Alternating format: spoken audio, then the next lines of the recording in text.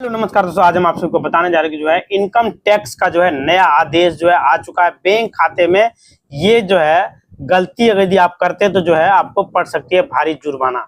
आने की जो है आज की इस वीडियो में हम आपको बताने जा रहे हैं कि जो है अकाउंट में आने की बचत खाते के न्यू रूल बताने वाले हैं। जी हाँ, 1 जुलाई 2025 से सेविंग अकाउंट यानी कि बचत खाते में कुछ जो है न्यू रूल्स आ चुका है, कुछ बदलाव जो है कर दिया गया आरबीआई के द्वारा, कुछ नए रूल्स जो है बनाया गया है। तो आखिर में जो है सेविंग अकाउंट यानी कि बचत खाते से जुड़े हुए जो है कौन से नए रूल जो है चेंज हो गए हैं, कौन से ये रूल जो है अप्लाई हो रहा है, साथ ही साथ जो है बैंक अकाउंट से की जो लिमिट है वहां पर जो है चेंज कर दी गई है।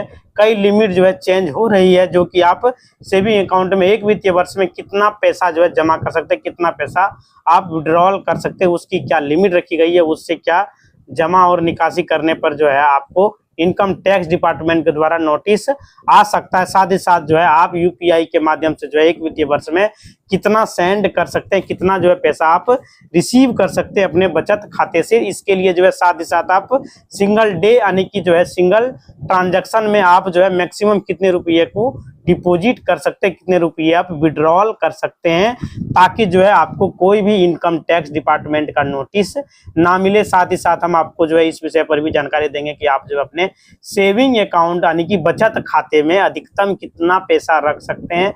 यह जो है बहुत बड़ा जो है सवाल है जो मुझसे जो है पूछा जाता है आप सभी को द्वारा जो है कमेंट में। तो आज हम आपको जो है इस पर भी जो है जानकारी देने वाले हैं। तो यानी कि 1 जुलाई 2025 से जो है न्यू लिमिट जो है आई हुई है। आप अपने सेविंग अकाउंट में यानी कि बचत खाते में जो है अधिकतम जो है कितना पैसा जो है रख सकते हैं, ताकि आपको इनकम टैक्स डिपार्टमेंट की तरफ से कोई भी दिक्कत ना हो, कोई भी नोटिस ना आए, आपको जो है इस पर कोई भी नोटिस ना मिले। साथ ही साथ जो है हम आपको यह भी जानकारी देंगे कि आप जो है अधिकतम कितने जो है बचत खाते रख सकते हैं, यानी कि कोई भी पर्सन अधिकतम जो है कितने बचत खाते खोल सकते हैं। आरबीआई, इनकम टैक्स डिपार्टमेंट या फिर भारत सरकार की तरफ से क्या गाइडलाइन जारी किया गया है। 1 जुलाई 2025 से न्यू गाइडलाइन अप्लाई होने जा रही है, कौन सी न्यू लिमिट जो है चेंज हुई है, सब कुछ हम आपको डिटेल से जो है बताने वाले हैं। क्योंकि आप सभी को पता होनी चाहिए कि आज के समय में शायद जो है कोई ऐसा व्यक्ति होगा जिसके पास जो है कोई सेविंग अकाउंट ना हो। सामान्य जो है जन धन खाता यानी कि जनरल सेविंग अकाउंट है, किसी के पास जो है सैलरी सेविंग अकाउंट है, किसी के पास जो है जनधन खाता है। तो कुल मिलाकर जो है कोई भी जो है सेविंग अकाउंट हो आज के डेट में आप सभी के बैंक अकाउंट में या पोस्ट ऑफिस में या फिर जो है पेमेंट्स बैंक में सेविंग अकाउंट यानी बचत खाता में सबके पास होता है। तो आखिर में जो है उसकी क्या न्यू लिमिट जारी की गई है 1 जुलाई 2025 से जो है लागू होने जा रहा है, और आखिरकार हम आपको जो है वो भी लिमिट बताने वाले। आपको पता होना बेहद ही जरूरी है, आपको न्यू रूल्स पता होनी चाहिए। आप जाने अनजाने में जो है लिमिट जो है आपका बना हुआ है और आप जो है पैसा नहीं रखते तो आपका जो मंथली एवरेज बैलेंस जो चार्ज होता है वो काट लिया जाता है इनकम टैक्स डिपार्टमेंट की तरफ से या फिर जो है वित्त मंत्रालय भारत सरकार की तरफ से। जो है अगर जो है आप उन लिमिट को जाने अनजाने में क्रॉस कर जाते हैं तो फिर आपको जो है इनकम टैक्स डिपार्टमेंट का नोटिस मिल जाता है। और आपको जो है इनकम टैक्स डिपार्टमेंट का नोटिस जब मिल जाएगा तो आप सभी को पता है कि जो है इनकम टैक्स डिपार्टमेंट का जो नोटिस आता है वो जो है कितनी बड़ी परेशानी जो है आप सभी के लिए खड़ी कर सकती है आपके जो है सामने। तो आपसे जो है पिछले 20 साल का रिकॉर्ड जो है मांग सकता है, आप कितने रुपये का ट्रांजैक्शन कर रहे हैं, आईटीआर जो है भर नहीं रहे थे तो आप जो है फिर टैक्स चोरी कर रहे थे, उस दशा में आपके ऊपर जो है 300% तक का पेनल्टी इनकम टैक्स डिपार्टमेंट के द्वारा जो है एक्सपोज कर सकता है। आपको जो है जेल जाना पड़ सकता है, यानी कि एक बार नोटिस आ गया तो 20 साल तक आपका खंगाला जाएगा। फिर समझिए आपके ऊपर क्या हो सकता है। तो इन सभी से बचने के लिए जो है सेविंग अकाउंट के जो न्यू रूल्स है, सेविंग अकाउंट की जो न्यू लिमिट जो है आने वाली है 1 जुलाई 2025 से आ चुकी है, सभी को जो है हम आपको बताने वाले हैं ताकि आपको जो अच्छी तरह से पता चल जाए। क्योंकि आप सभी के पास जो है सेविंग अकाउंट है और उसमें जो है आप जाने अनजाने में जो है गलती ना करें। आप जो है गलती करते हैं तो फिर आपको नोटिस मिल सकता है, आपके ऊपर जो है वो पेनल्टी एक्सपोज कर सकती है और आपको जो है जेल भी जाना पड़ सकता है। तो आइए वीडियो में आगे बढ़ते हैं। सबसे पहले हम बात कर लेते हैं आप एक वित्तीय वर्ष में यानी कि फाइनेंशियल ईयर में जो है 1 अप्रैल से 31 मार्च तक जो है इस बीच में यूपीआई के माध्यम से कितना सेंड कर सकते हैं, कितना रिसीव कर सकते हैं, ताकि आपको कोई भी नोटिस ना मिले। आप जो है ऑनलाइन मोड के माध्यम से कितना ट्रांजैक्शन कर सकते हैं अपने सेविंग अकाउंट में, ताकि आपको कोई भी दिक्कत का सामना ना करना पड़े।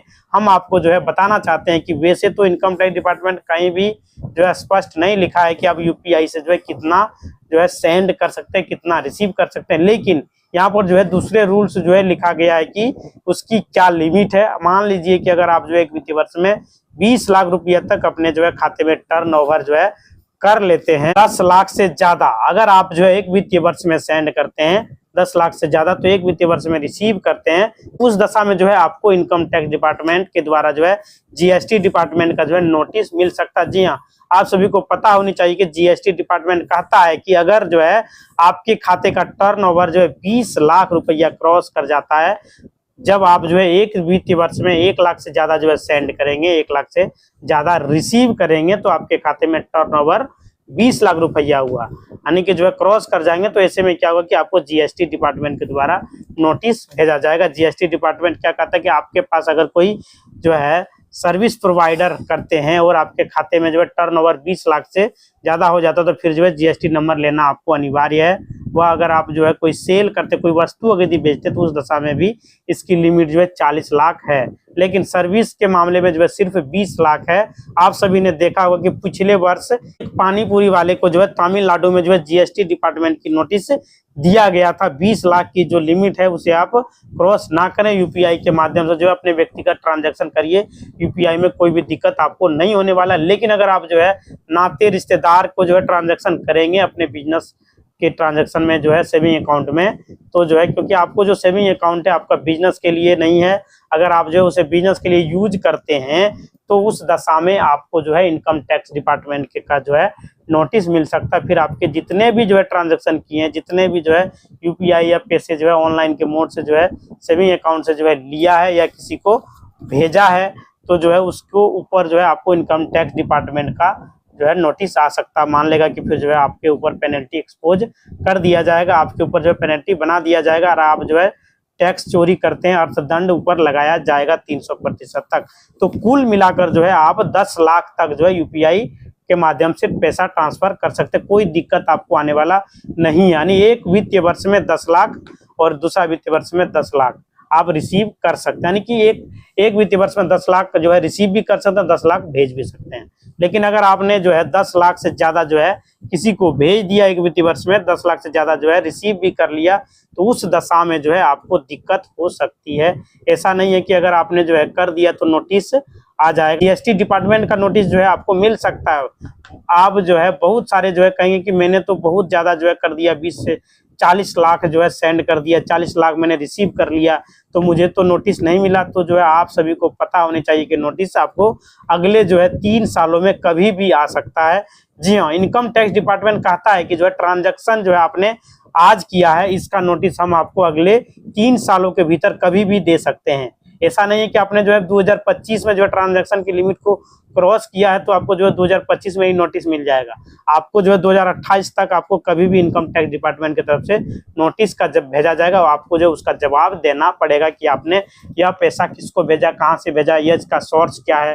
तो आप बहुत होशियार बनने की कोशिश ना करिए, अपने जो है लिमिट को जो है क्रॉस आप ना करें। आपको कुछ नहीं करना आता है तो आप जो है 10 लाख से ज्यादा जो है ट्रांजैक्शन ना करें। अगर आप इस तरह से करेंगे तो बहुत ज्यादा जो है हाई वैल्यू ट्रांजैक्शन करेंगे तो इनकम टैक्स डिपार्टमेंट आपके ऊपर नजर रखेगा और फिर जो है आपको नोटिस भेज देगा और आपको उसका जवाब देना पड़ेगा। यानी कि आप अगर जवाब नहीं देते हैं तो आपके ऊपर पेनल्टी लगा दिया जाएगा जो आपको भरना ही पड़ेगा। अगर आप जो है आईटीआर फाइल नहीं करते हैं, अगर आप आईटीआर फाइल कर रहे हैं तो आप प्रॉपर आपको जानकारी दे रहे हैं कि जो है कि आप पैसा जो आप सेंड करते हैं तो रिसीव करते हैं, किसी बिजनेसमैन को भेजते हैं, बिजनेस करते हैं, कहाँ से आता है, आप जो है उस दशा में जो है कर रहे हैं तो फिर आपको जो है नोटिस आएगा। और अगर पर्सनल यूज कर रहे हैं तो आपको नोटिस नहीं आएगा। लेकिन अगर आप जो है आईटीआर नहीं फाइल करते, आपकी एक सामान्य पर्सन है, तो जो है फिर आपको नोटिस मिल सकता है और आपके ऊपर जो है पेनल्टी एक्सपोज हो सकती है। अगर आप बात कर लेते हैं कि जो है एक वित्तीय वर्ष में कितने रुपये आप सेविंग अकाउंट में अधिकतम जमा कर सकते हैं, कितने रुपये आप जो है विड्रॉल कर सकते हैं और अपने सेविंग अकाउंट से। तो हम आपको बता देना चाहता हूं कि इसके लिए जो लिमिट लगाई गई है वो जो है 10 लाख और यह कैश के लिए है। चेक के माध्यम से आप जो है जितना पैसा चाहे उतना जमा कर सकते हैं, आरटीजीएस के माध्यम से जो है पैसा जितना चाहे उतना ले सकते हैं। लेकिन अगर आप जो है कैश जमा करते हैं तो एक वित्तीय वर्ष में उसकी लिमिट 10 लाख रखी गई है। ये सेविंग अकाउंट के लिए है। आप जितने भी जो है बचत खाते हैं, चाहे जो है मान लीजिए आपके पास बैंक ऑफ बड़ौदा है, एक एसबीआई है, एक पीएनबी है, तीनों मिलाकर आप अधिकतम जो है वित्तीय वर्ष में 10 लाख रुपया ही कैश जमा कर सकते हैं। अगर आप जो है 1 लाख से ज्यादा कैश अगर जमा करते हैं तो उस दशा में आपको जो है इनकम टैक्स डिपार्टमेंट की तरफ से जो है नोटिस मिल सकता है, उसका जवाब से जो है जवाब मांगा जा सकता है। और अगर जो है आप उसका सही रिप्लाई जो अगर यदि कर देते हैं तो आपको कोई भी चार्ज नहीं लगेगा। अपना सोर्स इनकम का आप नहीं बता रहे हैं तो उस दशा में आपके ऊपर जो है पेनल्टी एक्सपोज हो सकती है। तो इस चीज को आपको ध्यान रखना है। एक वित्तीय वर्ष में 10 लाख से ज्यादा कैश आपके अकाउंट में जो है जमा नहीं होना चाहिए, उससे कम ही जमा कीजिए तो ज्यादा बेहतर रहेगा। और ये जो है बचत खातों को जोड़कर जो है लिमिट बनाई गई है। विड्रॉल की बात करें तो आप जो है 10 लाख से ज्यादा जो है विड्रॉल करेंगे तो आपको नोटिस मिल सकता है। डिपॉजिट का भी सेम रूल और जमा निकासी का भी सेम रूल है। आप यूपीआई के माध्यम से ज्यादा पैसा ट्रांसफर करिए, कोई दिक्कत नहीं होगा। एनएफटी कीजिए, कोई दिक्कत नहीं होगा। आरटीजीएस कीजिए, कोई दिक्कत नहीं होगा। चेक दीजिए, कोई भी परेशानी नहीं होने वाला, कोई दिक्कत नहीं होगा। लेकिन अगर आप जो है कैश विड्रॉल कर रहे हैं तो एक वित्तीय वर्ष में 10 लाख से ज्यादा कैश आप विड्रॉल नहीं कर सकते हैं, तो जो है फिर आपको नोटिस मिल सकता है हाई वैल्यू ट्रांजैक्शन का। इतना अधिक जो है कैश विड्रॉल कर रहे हैं तो कैश कहां से ला रहे हैं, कहां पे जा रहा है, उसको जो है आपको जानकारी देना होगा। अगर आप ऐसी जानकारी नहीं देते पाते हैं तो फिर आपके ऊपर पेनल्टी एक्सपोज किया जा सकता है, आपको नोटिस इनकम टैक्स डिपार्टमेंट की तरफ से मिल सकता है। तो यह हो गई कि आप जो है अधिकतम 10 लाख ही जमा कर सकते हैं एक वित्तीय वर्ष में और 10 लाख ही विड्रॉल कर सकते हैं एक वित्तीय वर्ष में। इससे ज्यादा जो है आप अगर करते हैं तो आपको आईटीआर भरना जरूरी है, नहीं तो आपको दिक्कत हो सकती है। अब हम बात कर लेते हैं कि जो है एक व्यक्ति कितने बचत खाते खोल सकते हैं। तो आपको मैं बता देना चाहता हूं कि इनकम टैक्स डिपार्टमेंट भारत सरकार तरफ से जो है किसी भी तरह का जो है कहीं भी जो है यह नहीं बताया गया कि एक व्यक्ति कितने बचत खाते खोल सकते हैं। यानी कि आप जितना मर्जी जो है बैंक खाते बचत खाते खोल सकते हैं, लेकिन वो अलग अलग बैंक में होनी चाहिए। एक बैंक में आपका एक ही अकाउंट सेविंग अकाउंट हो सकता है, दो नहीं होगा, क्योंकि आपका आधार नंबर से जो है वहां पर डेडिकेट करने लगता है। इसलिए आप अलग अलग बैंक में जितना अकाउंट चाहे खुलवा सकते हैं, कोई भी दिक्कत आपको नहीं होने वाला है। आपका काम जो है जितना बचत खाते से चलता है उतना खाता खुलवा लीजिए, कोई दिक्कत नहीं है। जितने जो लेकिन जो है 2 या 3 सेविंग अकाउंट जो है आपके लिए बेस्ट होता है। उससे ज्यादा अगर आप सेविंग अकाउंट खुलवाते हैं तो जो है आपको दिक्कत हो सकती है, क्योंकि आप जो है सभी को पता होनी चाहिए कि जो बहुत ज्यादा जो है सख्त हो चुका है आरबीआई यहाँ पर जो है। क्योंकि अगर आपके पास जो है कोई भी बैंक अकाउंट है जो निष्क्रिय पड़ा हुआ है लंबे समय से, जिसमें आप लेन देन नहीं करते हैं, तो उसका जो है साइबर ठगी हो सकता है। वो खाते का गलत इस्तेमाल किया जा सकता है, जिससे जो पकड़े जाने पर आपको जो है आर्थिक दंड भी लग सकता है। कोई और यूज करेगा उसमें आप फंस जाइएगा, आपका सिविल स्कोर भी खराब हो सकता है। साथ ही साथ जो है आपका सेविंग अकाउंट निष्क्रिय पड़ा हुआ लंबे समय से नेगेटिव है, तो उसमें बैलेंस जो है जा रहा है, तो वो जो है सिविल पर भी आपका बुरा असर पड़ सकता है। तो इस तरह से जो है समस्या से बचने के लिए साथ ही साथ जो है आपको खाते में बहुत सारे चार्जेस जैसे लगते हैं वो सभी आपका लगते रहता है और खाता जो है माइनस में चला जाता है। जैसा कि एटीएम चार्जेस हो गया, एसएमएस चार्जेस हो गया, ये सभी चार्जेस आपके अकाउंट में जो है लगा हुआ रहता है। जितने भी ज्यादा आप सेविंग अकाउंट रखेंगे उतना आपको ज्यादा परेशानी का सामना करना पड़ सकता है। तो आप जो है चाहे तो जितना कम से कम अकाउंट आप रखिए ताकि आपको कोई भी दिक्कत का सामना नहीं करना पड़ेगा, उसमें आपको कोई भी दिक्कत नहीं होगा। बाकी आपका जितना सेविंग अकाउंट से काम चल रहा है उतना आप रख सकते हैं। इसी तरह का वीडियो देखने चैनल को लाइक करें, शेयर करें और सब्सक्राइब करें। धन्यवाद दोस्तों।